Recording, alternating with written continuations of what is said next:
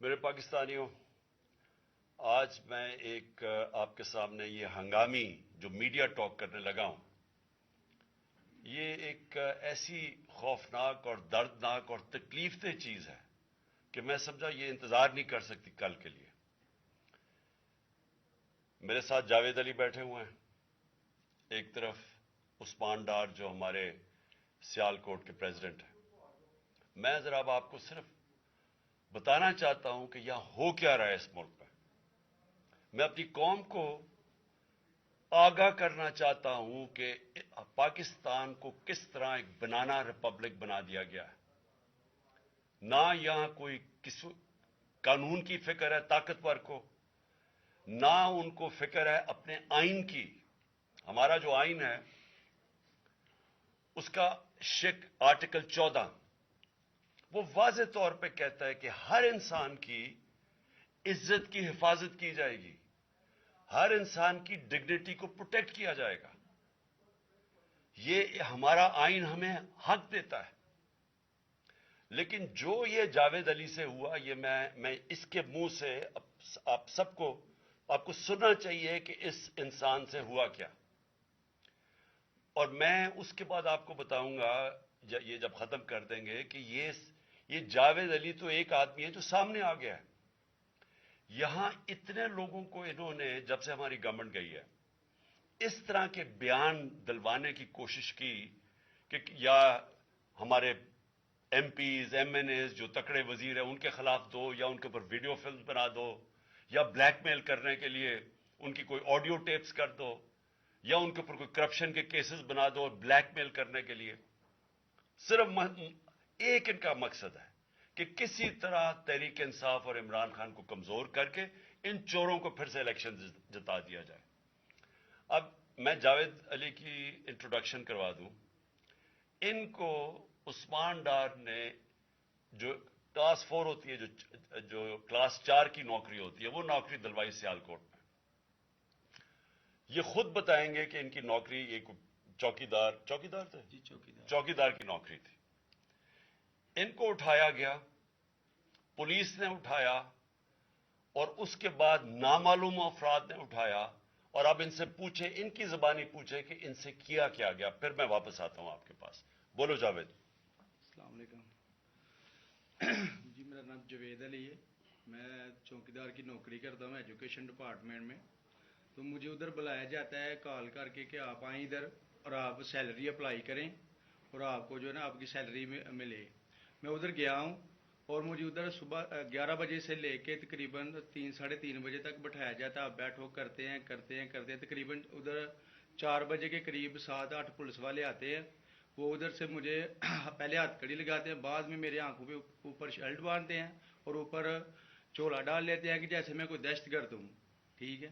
ادھر سے مجھے پرائیویٹ گاڑی میں اٹھاتے ہیں اور لے جاتے ہیں نامعلوم جگہ پہ۔ ادھر جا کے میرے اوپر مارک چڑھا ہوتا ہے، آنکھیں باندھی ہوتی ہیں، تقریباً 7-8 بندے ہوتے ہیں وہ جو مجھے جاتے فرش پہ لٹا دیتے ہیں اور مارنا شروع کر دیتے ہیں کہ تم نے عثمان ڈار نے تم سے کتنے پیسے لیے نوکری دلوانے کے لیے۔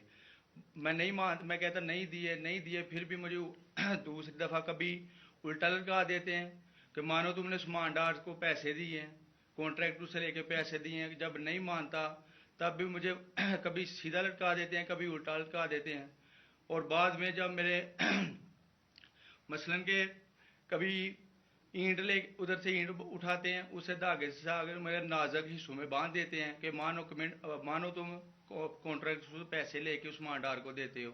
کپڑے اتارتے ہیں، بتاؤ۔ بعد میں مجھے ننگا کرتے ہیں، کپڑے اتارتے ہیں، کپڑے اتار کے ادھر فرش پہ بٹھا دیتے ہیں کہ مانو تم نے عثمان ڈار کو پیسے دیے ہیں۔ جب نہیں مانتا تو پھر ادھر سے کہتے ہیں کہ ایک ڈالا بھیجو، اس کی بیوی کو اٹھاؤ، اس کے بچے کو اٹھاؤ اور ادھر اس کو لا کر اس کو برہنہ کرو، اس کی ویڈیو بناؤ، فیس بک پہ ڈالو اور بلیک میل کرو۔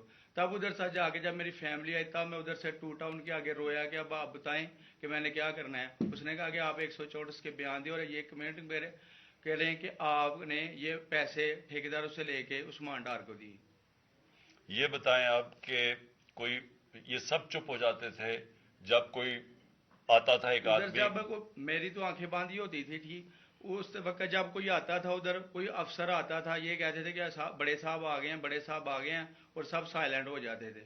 جب وہ آتا تھا سب سائلنٹ تھا، اب ٹھیک ہے لگے رہو، کرتے جاؤ، لگے رہو، یہ بات. میں اب آپ کے سامنے یہ جو جاوید علی نے بات رکھی، یہ ہر طرح ہم کنفرم کر سکتے ہیں. قرآن کے اوپر ہاتھ رکھنے کے لیے میرے سامنے تیار تھے.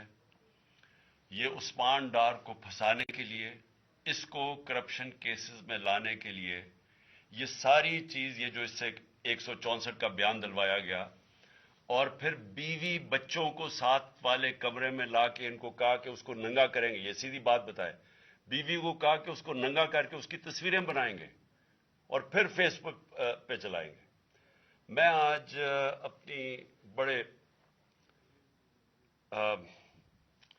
رسپیکٹ سے، میں اپنی عدلیہ سے، میں اپنی چیف جسٹس صاحب سے کہنا چاہتا ہوں کہ دیکھیں، میں اب سے نہیں، جب سے ہماری حکومت گئی ہے، میں تب سے کہتا رہا ہوں کہ ہمارے بنیادی حقوق کی حفاظت کون کرے گا.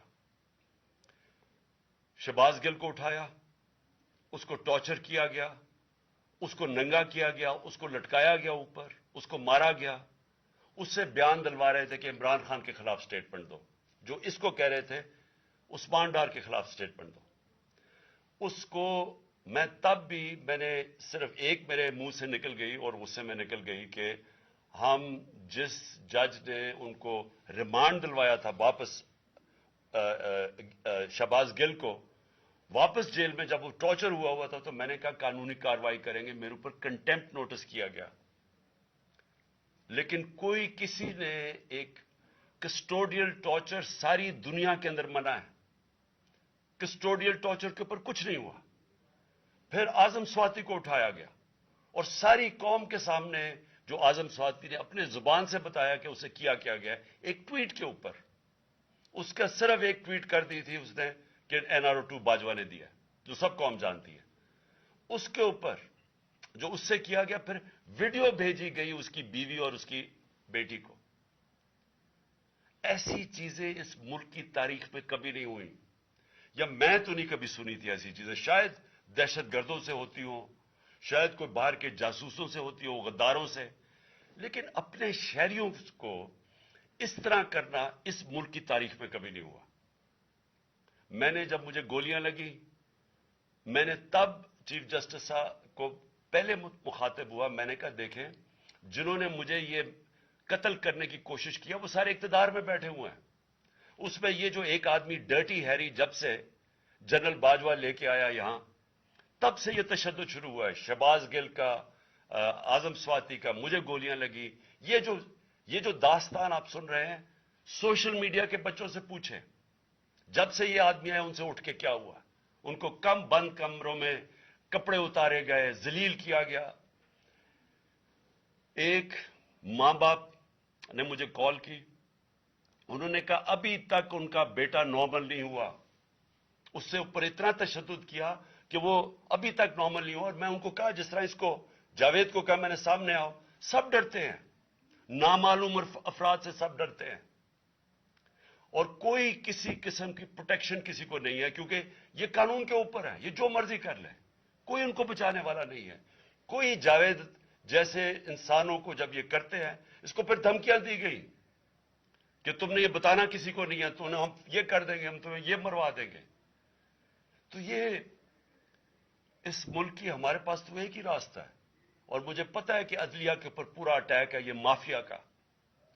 یہ پولیٹیشین نہیں ہے، یہ مافیا ہے جو ٹیپیں بناتا ہے ججز کی، جو ہر قسم کی بلیک میل کرتا ہے.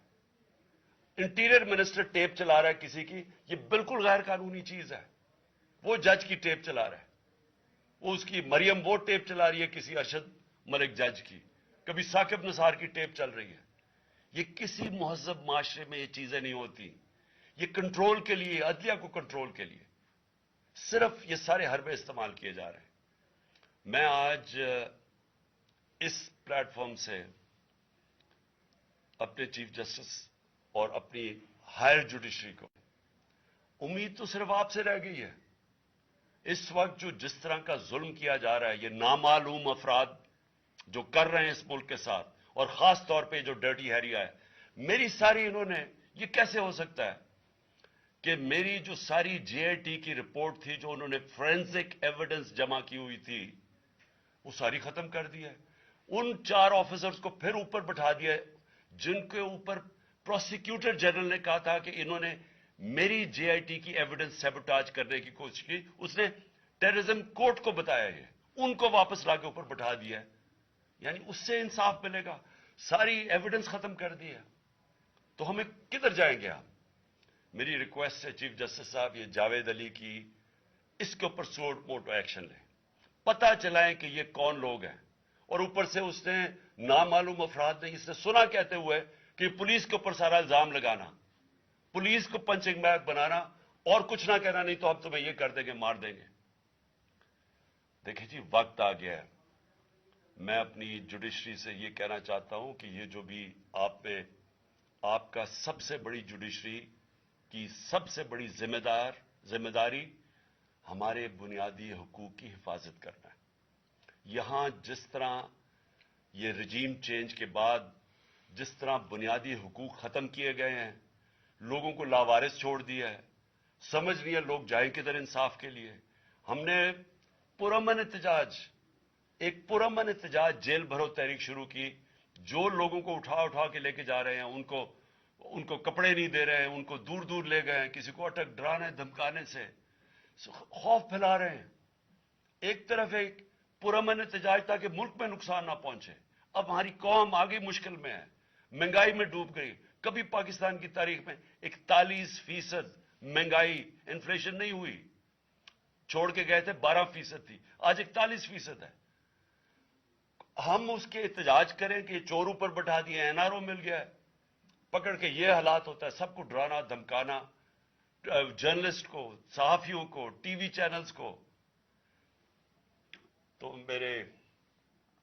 میں صرف چیف جسٹس صاحب اور آپ اپنے سپریم کورٹ سے آج خاص درخواست کرتا ہوں کہ یہ جاوید علی کی کہانی سنیں، پوچھیں کون ذمہ دار ہے. کہیں تو لائن ڈرا کریں کہ اب ان کو خوف تو ہو کہ کوئی کھڑا ہے ان کے لیے، عوام کے لیے، عوام کے ساتھ کھڑا ہے.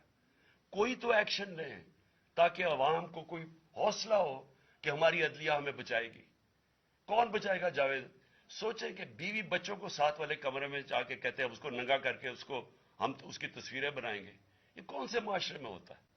یہ کوئی غدار ہے؟ کوئی ایک چوکی دار کی کلاس 4 کی نوکری کر رہا ہے، اس سے اٹھا کے یہ کیا کہ جی اس کے خلاف ایویڈنس دے کہ وہ دیکھیں جی کتنا آپ نے اس کے لیے کتنی پتہ نہیں کدھر سے اس نے کلاس 4 کے چوکی دار نے پتہ نہیں کیسے پیسے بنا کے دینے تھے اس کو. لیکن کوئی ایویڈنس مل جائے تاکہ کسی طرح تحریک انصاف کا جو سیال کوٹ کا ہمارا ڈسٹرکٹ کا پریزیڈنٹ ہے اس کو کسی طرح گندا کیا جائے اور اس کو کسی طرح نااہل کیا جائے، کسی طرح اینٹی کرپشن میں آ جائے.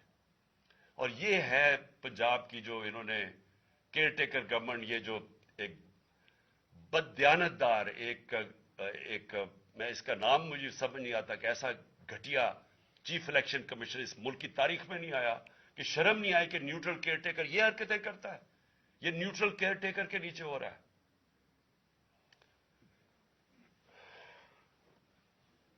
بہت بہت شکریہ.